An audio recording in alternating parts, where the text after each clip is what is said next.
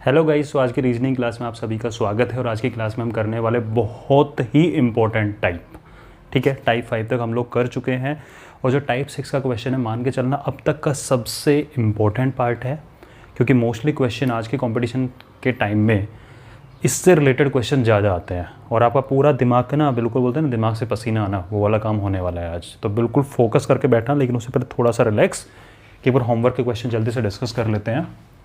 तो हमारा होमवर्क का क्वेश्चन था कि if heart equal to this, feast equal to this, तो आपको फारदेस्ट की वैल्यू निकालनी थी। तो काफ़ी बच्चों ने आंसर दिया भी था, कुछ बच्चों ने दिया था, ज़्यादा नहीं दिया था, पढ़ते नहीं अच्छे से। तो एफ का मतलब आपका आएगा हैशटैग। ए यहाँ से ले लो, यहाँ से ले लो, कोई प्रॉब्लम नहीं है। A5 है, यहाँ भी A5 है। आर की बात करें सेकेंड लास्ट यानी 3, टी की बात करें लास्ट यानी 1, एच की बात करें यानी फर्स्ट @ ई की बात अगर करें सेकेंड 8, एस की बात करें यहाँ से सेकेंड लास्ट यानी 4, और टी की बात करें लास्ट 1। तो दिस इज़ योर आंसर, ठीक है। हैशटैग 531@841। क्लियर है। तो आज के टॉपिक के लिए कमर कस लेना सबसे इम्पोर्टेंट है, और अब तक का डिफ़िकल्टी लेवल के अकॉर्डिंग भी थोड़ा ज़्यादा दिमाग का पसीना आएगा निकल के, ठीक है। तो थोड़ा सा आज का क्वेश्चन मैं एक बार लिख देता हूँ, बिल्कुल रेडी हो जाओ। तो हेडिंग डाल लो टाइप 6 और स्टार्ट करते हैं। तो लिख लीजिए हेडिंग में टाइप 6 और ब्रैकेट में डाल देना वेरी इंपॉर्टेंट। आज के टाइम में सबसे ज़्यादा क्वेश्चन, किसी भी कंपटीशन एग्जाम में सबसे ज़्यादा क्वेश्चन इससे रिलेटेड आए हैं, ठीक है। और एग्जाम्पल भी दूंगा तो वो भी प्रीवियस ईयर के किसी ना किसी एग्जाम से रिलेटेड एग्जाम्पल ही होंगे। हाँ जी, तो एक क्वेश्चन करते हैं और देखते हैं अब तक की नॉलेज के अकॉर्डिंग हम इसको क्या कर सकते हैं। तो क्वेश्चन नंबर 1 डालिए कि India and Pakistan is equal to RA PA LA, रा पा ला।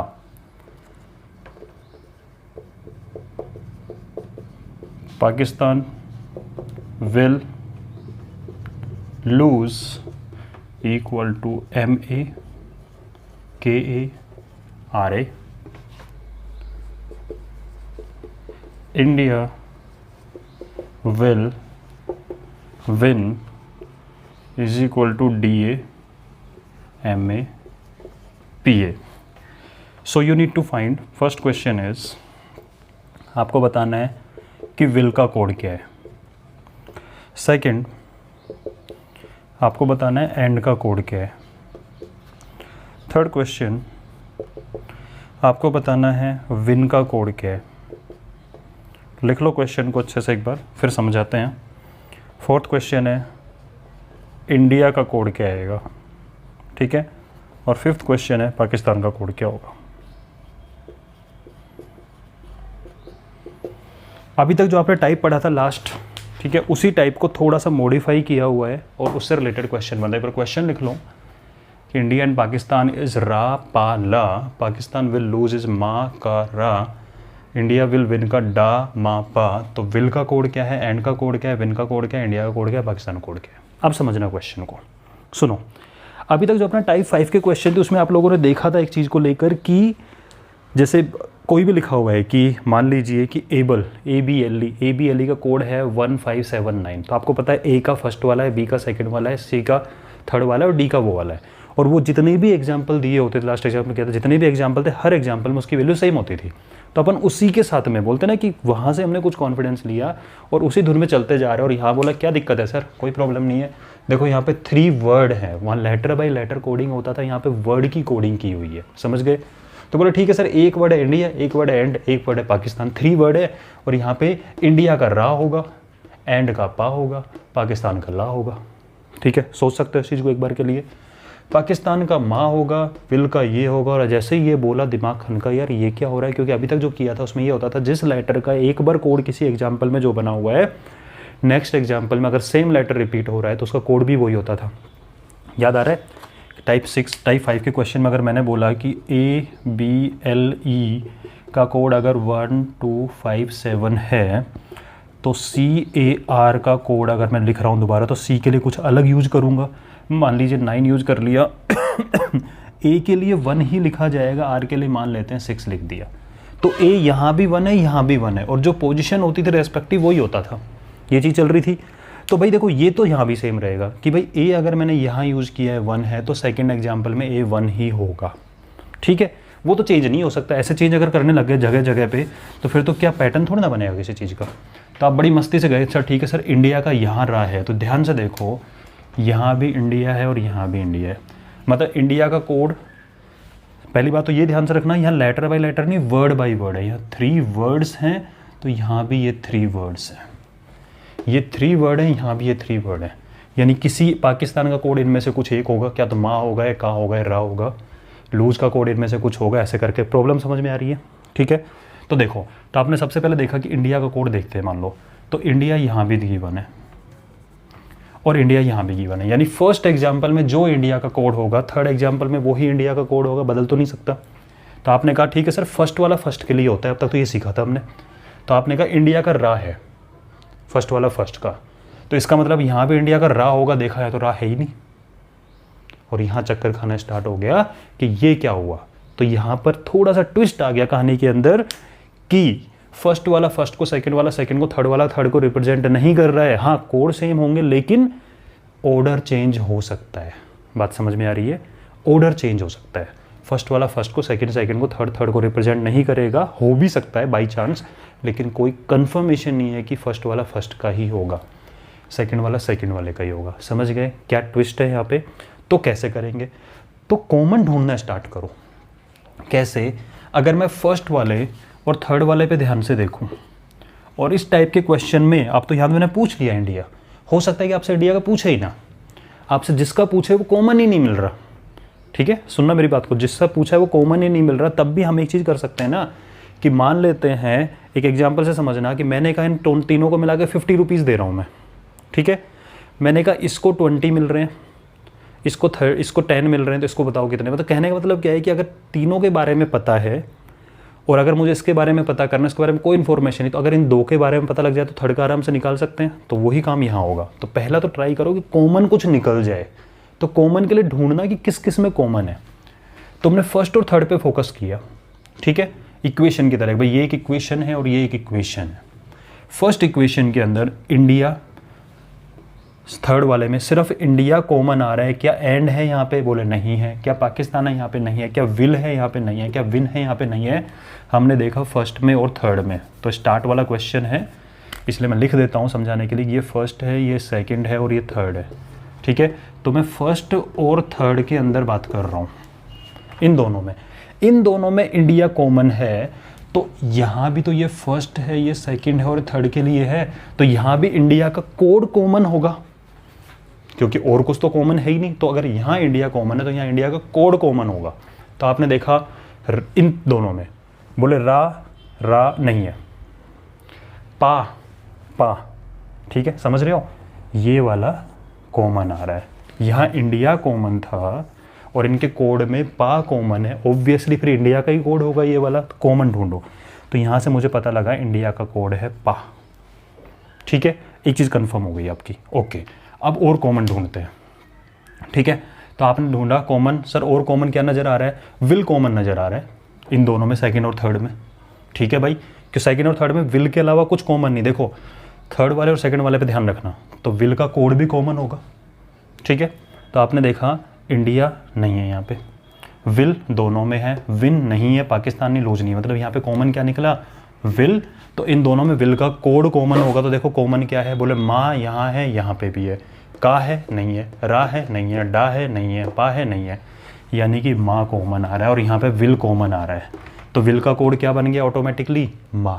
कॉमन ढूंढना है आपको, तो विल का कोड हो गया यहाँ से माँ, ठीक है।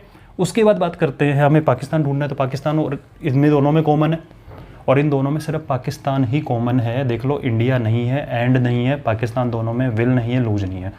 तो इन दोनों में फर्स्ट और सेकंड में जब पाकिस्तान कॉमन है तो फर्स्ट और सेकंड में ढूंढो क्या कॉमन है। तो आपने देखा रा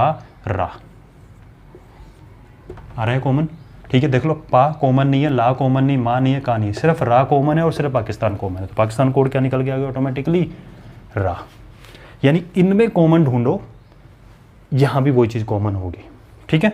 अब आपको पता लग गया इन सब चीज़ों का, इंडिया का पता लग गया, पाकिस्तान का पता लग गया, ठीक है, विल का पता लग गया। अब आपको फाइंड करना है बचे हुए का, ठीक है। तो बचे हुए का क्या तो कॉमन से निकल जाएगा, और कॉमन नहीं होगा तो दूसरे तरीके से निकलेगा। अब तरीका क्या है देखना ज़रा ध्यान से। तो आपने देखा एंड, क्या एंड कहीं कॉमन है? बोले नहीं सर एंड अकेला है यहाँ पे, एंड कहीं कॉमन नहीं है, छोड़ो। विन कहीं कॉमन है? बोला सर विन अकेला है, विन और कहीं नहीं मिल रहा। तो और कहीं नहीं मिला तो कोड कैसे मिलेगा? बोले मिलेगा। किसका निकालना है? बोले विन का निकालना है, मान लो फॉर एग्जाम्पल। तो बोले इंडिया का पता है? बोले हाँ इंडिया का पता है, पा। बोले चलो इंडिया का पा हो गया। बोले विल का? बोले विल का माँ है।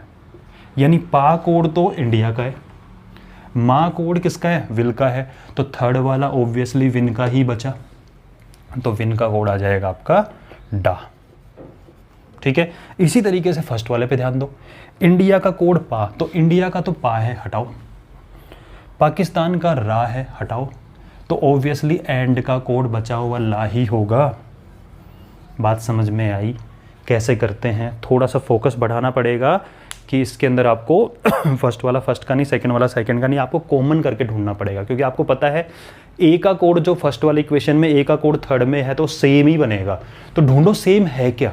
जैसे अगर मैं आपसे एक चीज़ बोल दूं कि एक लिखा मैंने आपके सामने ए बी, समझना इस चीज़ को, और मैंने लिख दिया 5-3। एक मैंने लिखा सी ए, ठीक है, और मैंने आपके सामने इस चीज़ को लिख दिया 5-9, ठीक है। यानी ए बी का कोड है 5-3, सी ए का कोड है 5-9। तो मैं कह रहा हूँ ए का कोड बताओ, तो काओ का गुस्सा देखो, ए यहाँ भी है और यहाँ भी है, मतलब ए का कोड सेम होगा, ठीक है। तो ए का कोड सेम होगा, तो बोले ए का कोड अगर 5 है और यहाँ देख लो 5 है, सेम आएगा। यहाँ ऑर्डर बदल सकता है, यानी टाइप 5 के क्वेश्चन में थोड़ा ट्विस्ट कर दिया है। अभी तक आप टाइप 5 के क्वेश्चन में कुछ ऐसा पढ़ रहे थे कि अगर ए बी 2-3 है तो सी ए 5-2, यानी ए का कोड देखो सर, फर्स्ट पोजीशन पे फर्स्ट पे ए का 2 है, ए सेकंड पे ए का 2 है। क्या इसको घुमा के नहीं लिख सकता मैं? उसको भी घुमा सकते हैं कि सर देखो ए यहाँ भी है, ए यहाँ भी है, तो 2 यहाँ भी है, 2 यहाँ भी है, तो बी के लिए ऑटोमेटिकली 3 बच गया और सी के लिए ऑटोमेटिकली क्या बच गया? 5 बच गया। ए का कोड 2 निकल के आ गया। आई होप इस एग्जाम्पल से आपको समझ में आ गया होगा। Practice needed. इस क्वेश्चन के लिए आपको कॉमन ढूंढना है। तो सबसे पहले कॉमन फाइंड करो। इंडिया कॉमन मिल रहा था, इजीली कोड मिल गया। पाकिस्तान कॉमन मिला, इजीली कोड मिल गया। एंड कॉमन नहीं है, कोई बात नहीं। इन 3 में से 2 का पता है तो उन 2 को हटा दो, बचा हुआ ऑटोमेटिकली एंड का होगा। इस तरीके से कॉमन फाइंड करते चलेंगे और आपका हो जाएगा, ठीक है। तो एक बार इसके प्रैक्टिस करना, और थोड़ा सा अगर हल्का फुल्का भी अगर आपको लगता है समझने में थोड़ा, तो दोबारा इसको वीडियो को देख सकते हो। आपके पास ही रहने वाला है, आपकी अमानत है, कहीं नहीं जाने वाली है, ठीक है। और बाकी थोड़ा बहुत भी अगर किसी को थोड़ा भी कन्फ्यूजन बच रहा है तो उसको थोड़ा सा अपने साइड में रखना थोड़ी देर के लिए, और सेकंड एग्जाम्पल में उस चीज़ को क्लियर करने की कोशिश करना, ठीक है। चलो जी, तो सेकंड एग्जाम्पल अपन करते हैं इस चीज़ का, और आपका हो गया है भाई ये 1 सेकेंड। चलो नेक्स्ट क्वेश्चन बड़ा मस्त है, और आपका दिमाग के ना बिल्कुल बोलते हैं ना तोते सब खुल जाएंगे दिमाग के, ठीक है। दिमाग के बंद दरवाजे सब खुल जाएंगे इसमें। If she is good, 3 word हैं ये, ठीक है, और इसका कोड है 254। मतलब शी का कोड 254 में से कोई एक होगा, इसका कोड भी इनमें से कोई एक होगा, गुड का कोड भी इनमें से कोई एक होगा, ठीक है। कौन सा होगा जरूरी नहीं, फर्स्ट वाला फर्स्ट का, सेकंड सेकंड का, थर्ड थर्ड का जरूरी नहीं है हो, ठीक है। बाई चांस हो भी सकता है लेकिन कंपल्सरी नहीं। इज ही बैड, इसका कोड है 269। ये क्वेश्चन बिल्कुल आपके सारे बंद दरवाजे खोल देगा दिमाग के। Are we good equal to 513, ठीक है। तो आपको फर्स्ट क्वेश्चन है शी का कोड निकालना है। सेकंड क्वेश्चन है आपको यहाँ पे निकालना है वी का कोड,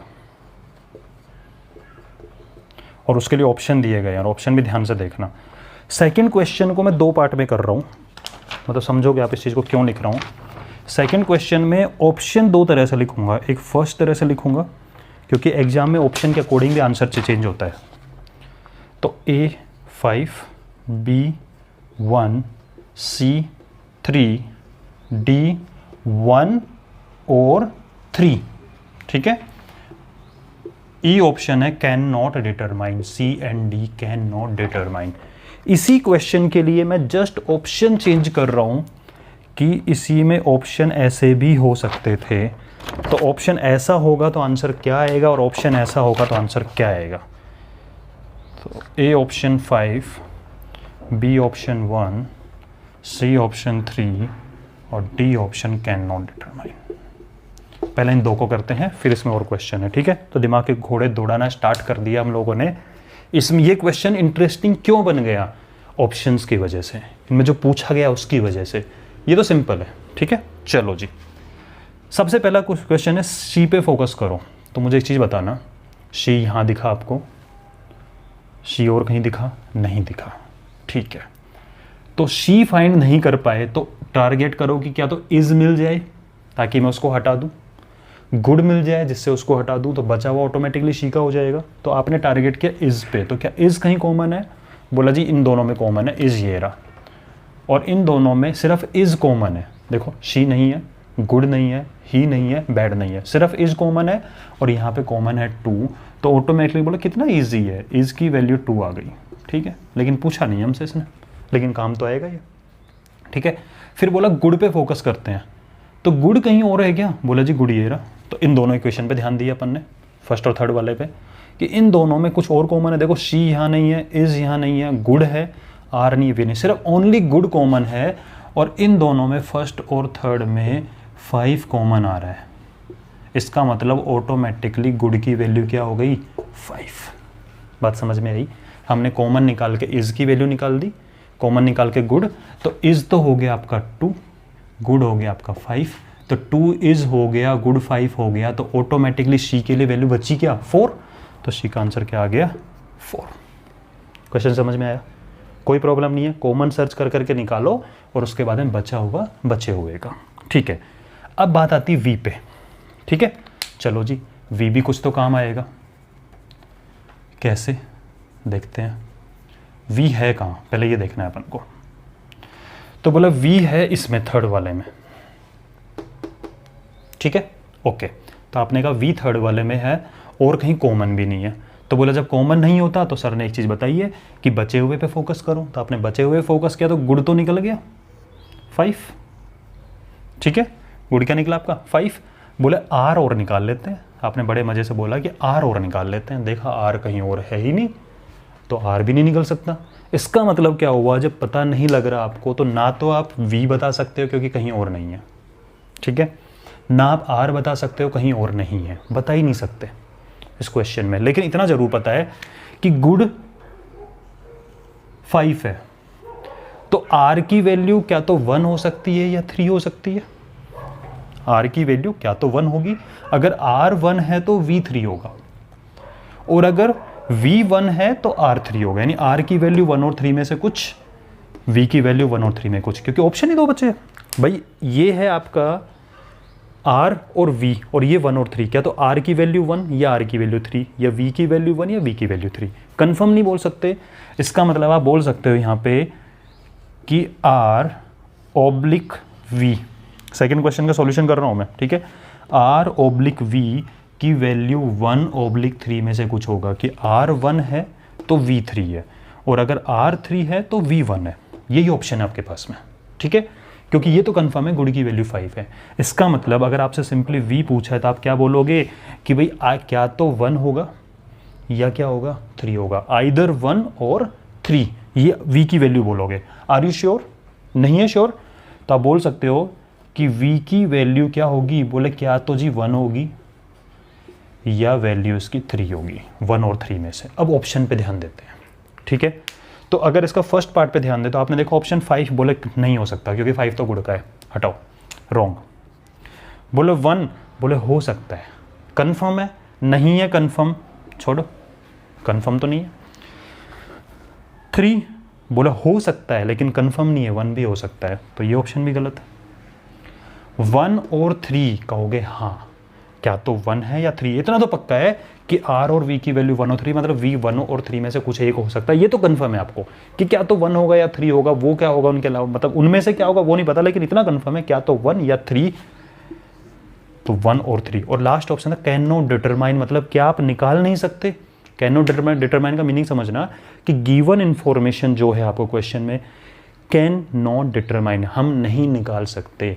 क्या ऐसी बात है कि आप नहीं निकाल सकते? बोले सर निकाल सकते हैं ना, इतना तो निकाल सकते हैं ना, यहाँ तक तो पहुँचे कि क्या तो 1 है या 3 है, यहाँ तक तो पहुँच गए, तो ये ऑप्शन मिल गया।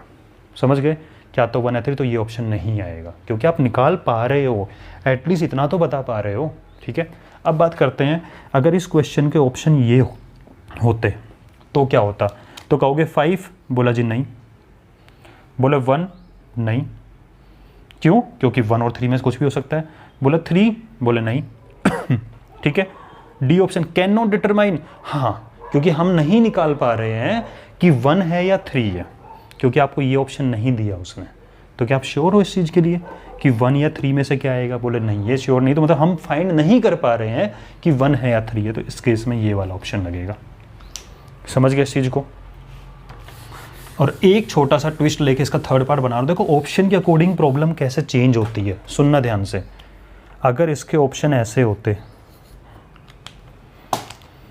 कि ए ऑप्शन होता 5, बी ऑप्शन होता 1, सी ऑप्शन होता 9 और डी ऑप्शन होता 2, अब आप क्या करते हैं इसको बताइए, सोचो जरा। तो आपने कहा देखो 5, बोला नहीं है, कंफर्म नहीं है। 9, अरे बोले 9 तो आर और वी में से कहाँ 9 है, हो ही नहीं सकता। 2 नहीं हो सकता, तो आपके पास मजबूरी में एक ऑप्शन बचता है 1, बोले कि हो सकता है, क्योंकि वो ऑप्शन ही नहीं दिए मैंने आपको 1 और 3 वाला और कैन नॉट डिटरमाइन। तो इस केस में आपको ऑप्शन लगाना पड़ता है ये 1 वाला। समझ गए? तो ऑप्शन के अकॉर्डिंग चेंज होता है। बात समझ में आ रही है कि हमने वी के लिए क्या बोला कि 1 और 3 में से कोई एक होगा। समझ गए इस चीज़ को? ठीक है, चलो अब इसका थर्ड पार्ट करते हैं। थर्ड क्वेश्चन लिखवाया या नहीं मैंने, भी लिखेंगे, इंटरेस्टिंग क्वेश्चन है और दिमाग बिल्कुल बत्ती खोलने वाले क्वेश्चन है। तो थर्ड क्वेश्चन इसका ये है, वी बैड, इसका बताओ क्या होगा। और इसके ऑप्शन दे दिए मैंने आपको 1, 3, बी ऑप्शन दिया है 6, 9, सी ऑप्शन दिया है 7, 8, डी ऑप्शन दिया है 9, 3 और ई ऑप्शन दिया है 2, 5। अब आपको हंसी आ रही होगी देख के, बोले क्या मजाक कर दिया इसने, हम वी के अकेले का फाइंड नहीं कर पा रहे थे, बैड का कहाँ से निकालेंगे, वी बैड का कहाँ से बताएंगे, वी का ही नहीं पता लग रहा। ठीक है, कोई बात नहीं, नहीं पता लग रहा ना, ठीक है, कुछ तो पता है वी के बारे में। बोले हाँ सर इतना पता है वी के बारे में, क्या तो 1 होगा या फिर 3 होगा। चलो इतनी इन्फॉर्मेशन तो देखें। ठीक है, ओके, तो बैड पे टारगेट करते हैं। तो इसका सॉल्यूशन के अंदर अपन किस पे टारगेट करते हैं? बैड पे टारगेट करते हैं। ठीक है जी, चलो बैड पे आ जाओ। तो बैड के बारे में देखने गए तो इस इक्वेशन में मिला अपन को सेकंड वाली में, तो इसमें इज की वैल्यू क्या थी? तो कहोगे इज की वैल्यू 2 है, तो बोले 2 को तो देखना ही मत। अगर आप बैड की वैल्यू फाइंड करना चाहते हैं 2 को मत नज़र मत डालना। तो देखो ही और बैड दो चीज़ें बची आपके पास में, तो बोला बैड निकालना, ही निकाल लो। ही पता लग गया तो बैड भी निकल जाएगा। ठीक है, तो आप ही निकालने के लिए देखने लगे कहीं कॉमन है, तो आपने ध्यान से देखा है यार ये तो कहीं कॉमन नहीं है, मतलब वही वाला लोचा पड़ गया जैसा यहाँ लोचा था। इसका मतलब ही और बैड की वैल्यू 6 और 9 में से कोई होगी। ही अगर 6 है तो बैड 9 होगा और ही अगर 9 है तो बैड 6 होगा। यानी फिर वापस से प्रॉब्लम वही निकल के आ गई इस केस में कि ही और बैड का जो ऑब्लिक है इसकी वैल्यू 6 और 9 में से कोई एक चीज़ होगी। इसका मतलब बैड की वैल्यू क्या तो 6 होगी या 9 होगी। ही हटा दो, ही का तब काम नहीं है अपन को, ही पूछा ही नहीं है। ठीक है, ही की तो हेल्प ली थी अपन ने, लेकिन हेल्प नहीं कर पाया बेचारा, तो पता लगा बैड की वैल्यू 6 और 9 में कुछ भी हो सकती है। ठीक है, यहाँ तक समझ में आया? ओके, अब अपने क्वेश्चन पे आते हैं, ये नोट कर लेना। अब अपने क्वेश्चन पे आते हैं। वी बैड, बोला वही मजाक वापस हो गया, जैसे वी में 1 और 3 था, ऐसे बैड के लिए 2 ऑप्शन मिले अपन को 6 और 9। ठीक है, चलो तो अब आपको आंसर देने में हेल्प कौन करेगा? ऑप्शंस। ठीक है, कैसे? फर्स्ट ऑप्शन मिला आपको, क्या वी बैड की वैल्यू 1, 3 हो सकती है? बोले देखते हैं। तो बोले वी और बैड की वैल्यू 1, 3, तो कहोगे यार क्या मजाक है, 1, 3 तो वी की ही पॉसिबल वैल्यू है, बैड की वैल्यू तो 6 और 9 में से कोई एक होती, वो तो दी नहीं यहाँ पे। समझ रहे हो? मतलब कहने का मतलब क्या हो गया, अभी आपको मैं सिखाऊंगा इस चीज़ को कि वी के बारे में बात करें और बैड के बारे में बात करें तो वी 1 हो सकता है, ठीक है, और वी हो सकता है आपका 3। बैड हो सकता है, यहाँ से देखूं अगर मैं इस चीज़ को लेके बैड हो सकता है आपका 6 और बैड हो सकता है 9। तो कॉम्बिनेशन बनाओ जरा कि अगर V1 है, सुनना ध्यान से, V अगर 1 है तो बैड और 6 और 9 में से कुछ भी हो सकता है। मतलब जब V1 है तो बैड 6 हो सकता है और V1 है तो 9 भी हो सकता है, इनमें से कुछ भी। यानी आंसर क्या तो ये होता कि भाई अगर V1 है तो बैड 6 है, ये ऑप्शन होता तो सोचते ठीक है हो सकता है। V1 है बैड 9 है, ये ऑप्शन भी हो सकता था, सोचते। और अगर V3 है तो फिर वापस से बैड के साथ में यही हो गया, ठीक है, कि अगर V3 है तो बैड 6 हो सकता है और V3 है तो बैड 9 हो सकता है। यानी कि 3 और 6 का कॉम्बिनेशन और 3 और 9 का कॉम्बिनेशन, ये कॉम्बिनेशन बन रहे हैं। अब ये कॉम्बिनेशन बनने का मतलब क्या हो गया आपको वैसे अगर नहीं समझ में आ रहा, बिल्कुल बच्चों की तरह समझाता हूँ उस चीज़ को लेके, कि मान लेते हैं कि टीम मेंबर है, 2 टीम है। कैसे, सुनना ध्यान से, इस एग्जाम्पल को समझाने के लिए बात कर रहा हूँ मैं, कि एक टीम है ऑस्ट्रेलिया, एक टीम है इंडिया, ये एक ग्रुप में है, ठीक है, और एक टीम है पाकिस्तान और एक टीम है इंग्लैंड। तो और मैच खेलने इनको ऐसे आपस में दूसरे ग्रुप वालों से, अपने ग्रुप वालों के साथ नहीं खेलना है मैच। तो ऑस्ट्रेलिया पाकिस्तान के साथ मैच खेल सकती है, ऑस्ट्रेलिया इंग्लैंड के साथ मैच खेल सकती है, ठीक है। तो एक मैच तो आपको देखने को मिलेगा टूर्नामेंट में, वो मैच मिलेगा ऑस्ट्रेलिया वर्सेस पाकिस्तान, यानी ऑस्ट्रेलिया पाकिस्तान का। तो वही चीज़ तो यहाँ लिखी, ये ऑस्ट्रेलिया ये इंडिया, ये पाकिस्तान ये इंग्लैंड। तो ऑस्ट्रेलिया पाकिस्तान इंग्लैंड साथ खेल सकती है। तो एक मैच तो 1-6 मिला, ठीक है, एक मैच तो आपको मिला ऑस्ट्रेलिया पाकिस्तान, एक मैच मिला आपको ऑस्ट्रेलिया इंग्लैंड, एक मैच मिला इंडिया पाकिस्तान और इंडिया इंग्लैंड। ऐसे मैच बनेंगे, तो वही तो मैंने बनाया है यहाँ पे, ये पॉसिबल कॉम्बिनेशन है, ठीक है। चलो अब यहाँ पे आते हैं। तो आपने देखना स्टार्ट किया ऑप्शंस को, तो देखो जी 1 और 3 V बैड, बोले कहाँ बैड की वैल्यू, तो 6 और 9 में कुछ लिया ही नहीं, गलत है, नहीं हो सकता। अच्छा, क्या V बैड की वैल्यू 6 9 हो सकती है, बोले नहीं हो सकती। क्यों, बोले 6 और 9 तो सिर्फ बैड के लिए पॉसिबल वैल्यू है, V की तो 1 और 3 में से कुछ होती, वो तो है ही नहीं। चलो अब बात करते हैं 7 8, बोले बिल्कुल मजाक कर दिया, 7 और 8 ना तो V की वैल्यू हो सकती है और ना ही बैड की वैल्यू, ठीक है। 2 5, अरे 2 नहीं है यहाँ पे दादा, 5 भी नहीं है, तो V की वैल्यू 1 और 3 में से भी कुछ नहीं दिख रहा, 5 की वैल्यू नहीं दिख रही, तो ये भी गलत है। तो ऑप्शन ऑटोमेटिकली बचता है 9 3। आप देख भी लो 9 3 होने के चांसेज हैं। कैसे, कि बैड की वैल्यू 9 हो जाए और V की वैल्यू 3 हो जाए। बात समझ में आ गई। ये 9 3 की जगह पे 1 6 भी हो सकता था, 1 9 भी हो सकता था, 3 6 भी हो सकता था, ठीक है। तो ये क्वेश्चन इस तरीके से आपका बनेगा। अब इसका नेक्स्ट पार्ट, आ रहे हैं मज़े करने में, ठीक है, जोर पड़ रहा है दिमाग पे थोड़ा सा, तो जोर पड़ना चाहिए और पड़ेगा, क्योंकि मैंने आपको बोला था कोई भी टॉपिक स्टार्ट होगा तो स्टार्टिंग की टाइप को डिवाइड इसलिए किया है ताकि आपका बेस बनता हो। जो रेगुलर देख रहा होगा उसको मज़े आ रहे होंगे, वाह यार क्या क्वेश्चन है। हाँ जी अब दे दिया इसका fourth part, city is good, इसकी वैल्यू बताओ। और इसके ऑप्शन है 5 2 6, नेक्स्ट है 2 9 5, नेक्स्ट है 7 2 5, नेक्स्ट है 5 1 6, ठीक है। चलो जी, तो आपने देखा क्या कि सर इज की वैल्यू 2 है, बड़े मज़े आ गए यार, ये तो पता है इस बार। तो गुड की वैल्यू 5 है, अरे वाह, सिर्फ सिटी की वैल्यू फाइंड कर लो और आंसर निकल जाएगा, क्योंकि इज और गुड हम ऑलरेडी करके बैठे हुए हैं। तो अब आपने देखा सिटी, चलो एक ही चीज़ निकालनी है, गए देखने, अरे यार सिटी तो है ही नहीं, मतलब जो पूछा है वो तो क्वेश्चन में एग्जाम्पल में दिया ही नहीं, कहाँ से निकाल दें। और कोई इसका लॉजिक तो ऐसा होता नहीं +1 -1 करने वाला, तो दिमाग चकरा है थोड़ा सा, सिटी की वैल्यू नहीं मिल रही। तो यार एक सिंपल सी चीज़ बताना मुझे, अगर सिटी यहाँ मेंशन नहीं है तो सिटी का कोड भी मेंशन नहीं होगा। समझ रहे हो बात को, कि अगर यहाँ पे सी है तो पक्का सी का कोड होगा, इज है तो इज का कोड होगा, गुड है तो गुड का कोड होगा, ही है तो ही का कोड होगा, सिटी नहीं है तो सिटी का कोड नहीं होगा, ठीक है। इसका मतलब कि जो ऑप्शन होंगे इनमें सिटी की जगह पे जो भी यूज करेंगे वो इनमें नहीं होगा। समझ गए। तो देखो ध्यान से, 2 और 5 तो आएगा, किसी भी ऑर्डर में आएगा, लेकिन 2 और 5 तो आएगा, क्योंकि इसका कोड 2 है, गुड का कोड 5 है। तो आपने देखा 2 और 5 वाला ऑप्शन मेरा सही हो जाएगा। तो आप गए 2 और 5, हाँ ये ऑप्शन सही हो सकता है मेरा। बोला 2 और 5 तो यहाँ भी है, मतलब मेरा ये ऑप्शन भी सही हो सकता है। बोला 2 और 5 तो यहाँ भी मेरा, क्या ये ऑप्शन भी सही है। यहाँ 2 5 नहीं है, तो ये तो ऑप्शन गलत है। तो प्रॉब्लम वही है, पहले 4 ऑप्शन दिख रहे थे, 3 ऑप्शन आपके सामने। अब आपका दिमाग लगाया क्या कि सर देखो 2 और 5 मिल रहा है, 6 पे चेक कर लेता हूँ क्या 6 गिवन है, क्योंकि सिटी तो गिवन नहीं है। सुनना ध्यान से, सिटी गिवन नहीं है तो सिटी का कोड भी गिवन नहीं होगा। समझ रहे? जो यहाँ है उन्हीं के कोड यहाँ है, जो यहाँ नहीं वो यहाँ भी नहीं।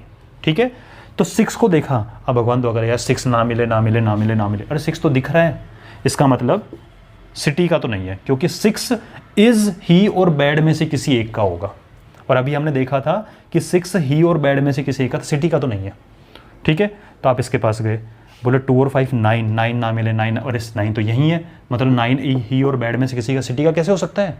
सिटी तो वो है जो यहाँ नहीं है तो यहाँ भी नहीं होगा, ये भी गलत। आपने देखा 7 7 ना मिले ना मिले ना मिले ना मिले ना मिले, तो जब 7 यहाँ नहीं है, 7 यहाँ नहीं हो, सिटी यहाँ नहीं है। क्लियर है ये वाली चीज़? इस तरीके से आपको फाइंड करना है with the help of options, भी कभी कभी काम आता है। ठीक है, चलो जी, तो अब अपन देखते हैं थोड़ा सा नेक्स्ट क्वेश्चन। मजे आए होंगे इस क्वेश्चन के अंदर, दिमाग से पसीना निकला थोड़ा सा। तो भाई दिमाग से अगर पसीना निकल रहा है, इसका मतलब आपको टॉपिक मैं उस लेवल के क्वेश्चन करा रहा हूँ जो आप नहीं जानते। ठीक है, क्योंकि जहाँ तक आप लोग जानते हो वहाँ तक तो आपको ईजी लगेगा, और जहाँ से आपकी नॉलेज ख़त्म हो जाती है वहाँ से आपको क्वेश्चन का लेवल लगेगा कि हाँ अब कोई बात आई ना। चलो, तो एक शानदार क्वेश्चन लिख रहा हूँ, SBI PO, समझते हो? मतलब SBI PO का अगर एग्जाम क्रैक हो जाए तो सीधी जो जॉब लगती है 40-45 हज़ार से कम की नहीं लगती है।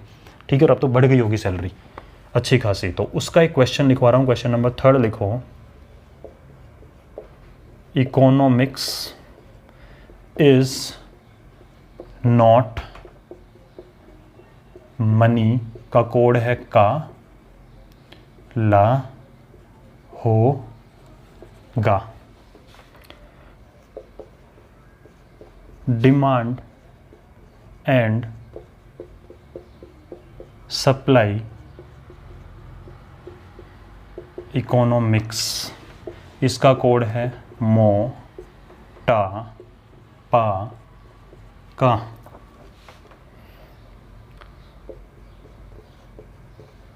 मनी मेक्स ओनली पार्ट, कोई मीनिंग नहीं होता, जरूरी नहीं इसका कोई मीनिंग निकले। ठीक है, इसका कोड आएगा ZI, ला, नी, की।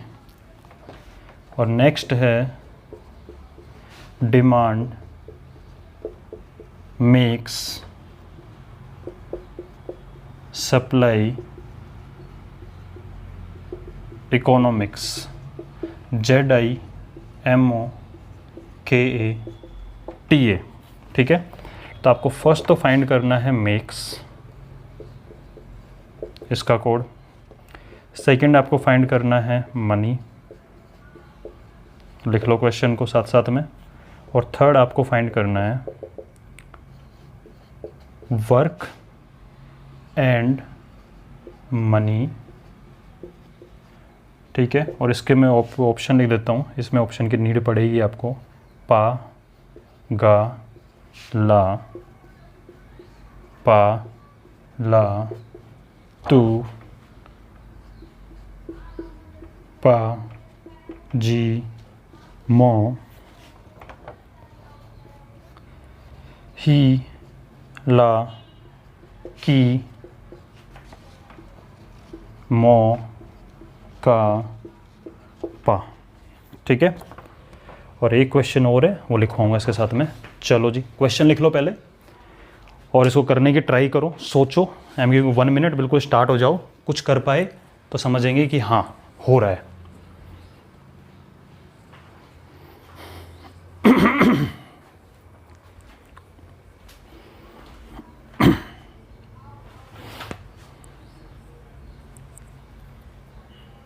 चलो मैं समझा देता हूँ, क्लास वरना ज़्यादा लंबी हो जाएगी। हाँ जी, सुनो, आपको मेक्स निकालना है तो सबसे पहला काम तो होता है कॉमन ढूंढ लो। तो मेक्स कहाँ मिल रहा है? तो आपने देखा मेक्स इन दोनों में मिल रहा है, ये रहा मेक्स। और कुछ और कॉमन नहीं है, मनी यहाँ नहीं है, ओनली यहाँ नहीं है, पार्ट नहीं है, डिमांड नहीं, मतलब ओनली मेक्स कॉमन है। तो ओनली मेक्स का कोड कॉमन होगा जो कि ZI हो गया। सिंपल। मनी पे फोकस करो, तो मनी यहाँ है और मनी यहाँ है। ठीक है, फर्स्ट और थर्ड वाले में ये रहा मनी और ये रहा मनी। क्या कुछ और कॉमन है इन दोनों में? फर्स्ट टर्म इकोनॉमिक्स नहीं है, इज़ नहीं है, नोट नहीं है, मेक्स नहीं है, ओनली नहीं पार्ट। मतलब फर्स्ट और थर्ड वाले में ओनली मनी कॉमन है, तो फर्स्ट और थर्ड में ओनली मनी का कोड कॉमन होगा, और कॉमन कोड आपको नज़र आ रहा है ला, तो मनी का कोड हो गया ला। समझ गए? ठीक है। उसके बाद अब आपका क्वेश्चन फोकस आ जाता है थर्ड क्वेश्चन पे, क्या कि मुझे यहाँ पे वर्क एंड मनी की वैल्यू चाहिए। तो मनी का तो कोड आपको ला पता लग गया, तो चलो ठीक है। एंड के कोड पे बात करते तो एंड का कोड फाइंड करने की कोशिश करो। तो एंड का कोड फाइंड करने के लिए आपने देखा कि एंड कहाँ कॉमन आ रहा है, ठीक है। तो अब इसके लिए आप थोड़ा सा मज़े आएंगे करने में, इस क्वेश्चन को देखना ध्यान से। मैं दिखा रहा हूँ आपको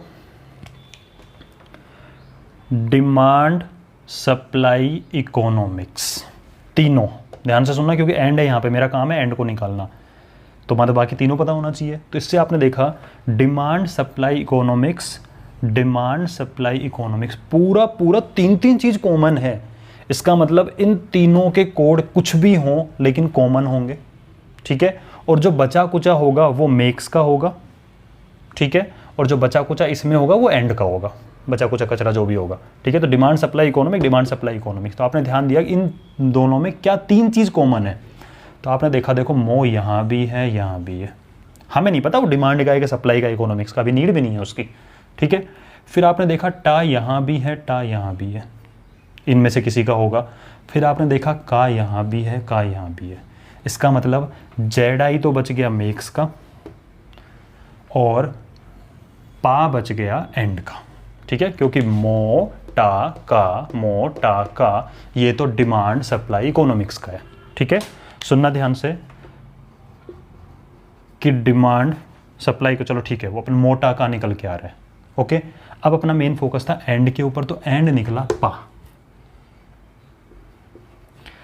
अब बात आती है वर्क एंड मनी, तो आपने कहा पा और ला तो आएगा, तो आपने ऑप्शन पे ध्यान दिया, पा और ला तो आएगा, तो ये हो सकता है, पा और ला आएगा, ये हो सकता है, पा और ला नहीं है, हटाओ, पा और ला यहाँ नहीं है, हटाओ, पा और ला नहीं है, हटाओ, ठीक है, क्योंकि पा और लाना तो कंपलसरी है, तो ये दो ही ऑप्शन मिले। अब आपका ध्यान है वर्क निकाल लेते हैं, तो वर्क के पास आप गए, work work work work work work work work work work work work work है ही नहीं, तो बहुत अच्छी बात है। अगर वर्क नहीं है तो वर्क का कोड भी नहीं होगा, बात समझ में आ रही है? तो ढूंढ लो ऐसी कोई चीज़, ऑप्शन ही दो बचे। तो मुझे बताओ, पा और ला तो पता है, यानी क्या तो गा नहीं होना चाहिए या तू नहीं होना चाहिए, जो नहीं होगा वो वर्क का होगा, ठीक है। तो आप देखने लगे गा गा गा गा गा गा गा गा, गा तो है, यानी ये ऑप्शन नहीं हो सकता, क्योंकि गा अगर है तो गा इनमें से किसी का कोड है, वर्क का तो नहीं है। T U T U T U T U T U नहीं है, बिल्कुल नई चीज़ है, तो इसका कोड भी नया होगा। तो इसका कोड क्या निकल के आ गया आपका, पाला तो, बात समझ में आ गई, मस्त है, ठीक है। तो अब एक इसका पार्ट बचा हुआ है, भी करते हैं उसको।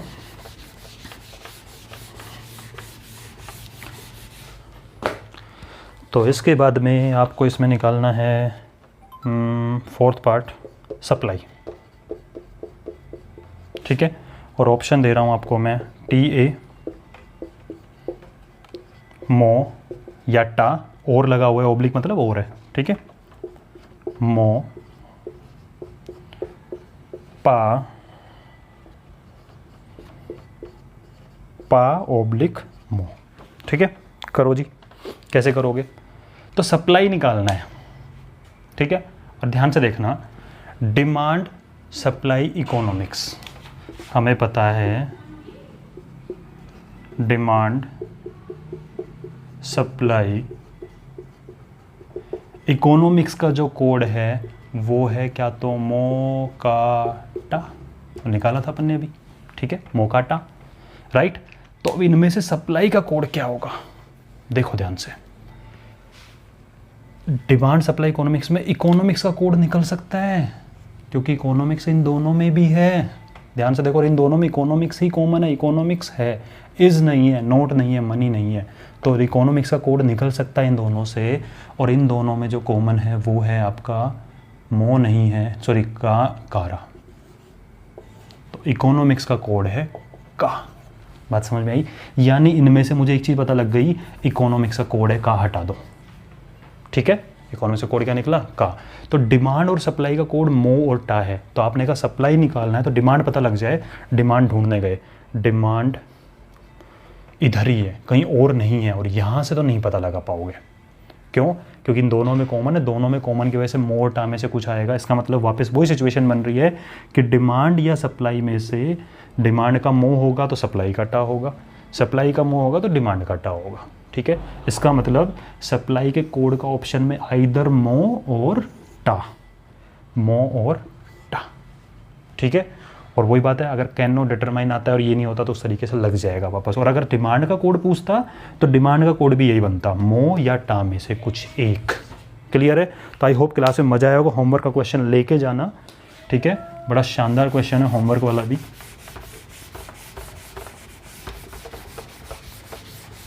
और तुम लोग यार, मतलब बात वही है, कुछ बच्चों के अलावा कमेंट में आंसर कोई लिखता ही नहीं है। इसका मतलब क्या? तो आप लोग रिवाइज नहीं कर रहे चीज़ों को, टाइम पास के लिए पढ़ रहे हो।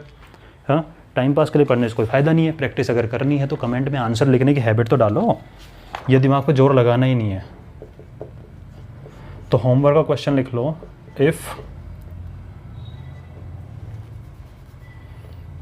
एक सेकंड देता हूँ होमवर्क का क्वेश्चन, अभी रुको ज़रा। ठीक है, लिख लो होमवर्क, अभी बताता हूँ। हाँ जी, तो होमवर्क क्वेश्चन अपन लिखते हैं ज़रा एक बार। तो लिखो कि if F L O U R equal to X N C A P,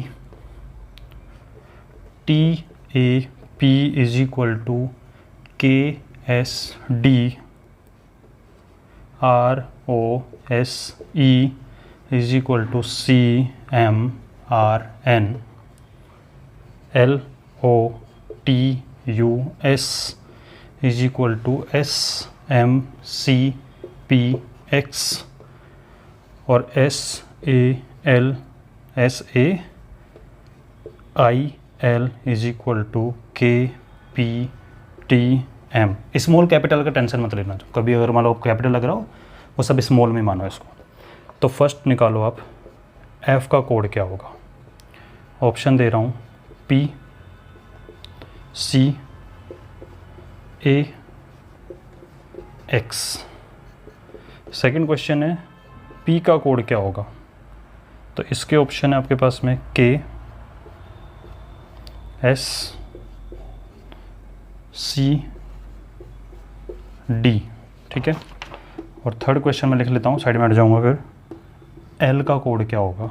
इसके ऑप्शन है एन सी के पी। ठीक है, तो ये आपका होमवर्क का क्वेश्चन है, करके बिल्कुल कमेंट सेक्शन में आंसर लिखना। अगर मज़े आ रहे हैं पढ़ने में तो लाइक कर दो वीडियो को, और फ्रेंड को ज़्यादा से ज़्यादा बताओ। एंड वन मोर थिंग, इसका एक हिंट दे देता हूँ, जो नहीं होगा उसका कोड भी कहीं नहीं होगा। ये लॉजिक लगाओगे तो चुटकियों में आंसर निकलेगा। कॉमन ढूंढने लगेंगे तो टाइम लगेगा। क्यों? क्योंकि बहुत ज़्यादा चीज़ें दे दी हैं, समझ रहे हो? तो ज़रा करो कोशिश इस चीज़ को। मिलते हैं नेक्स्ट वीडियो में विद द नेक्स्ट टाइप।